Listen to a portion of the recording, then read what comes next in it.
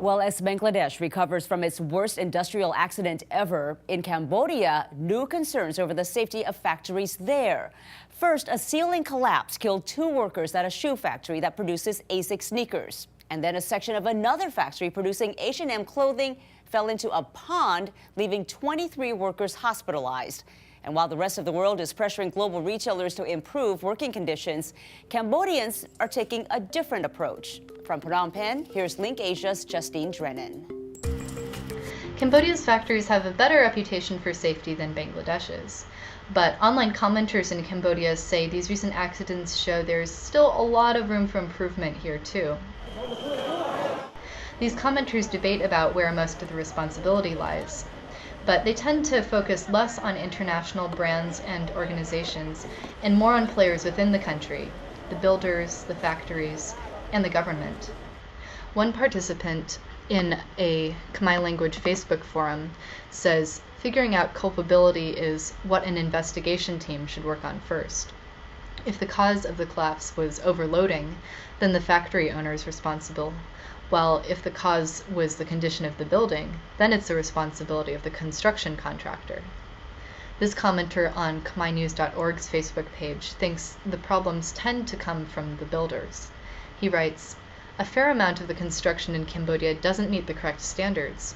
This is because the contractors want to profit from the low cost of construction equipment. The victims are those innocent workers." A user of website CamNews agrees, but also blames the lack of regulation. The user writes, "To save money and profit, contractors use things like cheap cement and resources of poor quality like thin steel. There should be legal restrictions and construction fines so this doesn't happen." Lots of people see the government as partly at fault. Union leaders claim inspectors take bribes from company officials to overlook factories' safety hazards. And this commenter on Radio Free Asia's site writes that the recent collapses are probably caused by corruption. The Cambodian government should be more concerned about each building. I really regret that lives are lost because of money. Another Khmer News user writes, "I thought the provincial labor department does an inspection every month, so why couldn't they find that something was strange or wrong? Or did they just stand there and watch from afar?" In addition to government inspections, Cambodian factories are monitored by Better Factories Cambodia, which is an initiative of the International Labor Organization. But this program's been criticized for failing to call out wrongdoers. Its representatives respond that, reform takes time.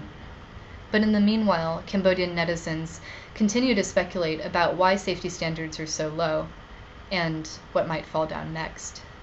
In Phnom Penh, I'm Justine Drennan for LinkAsia.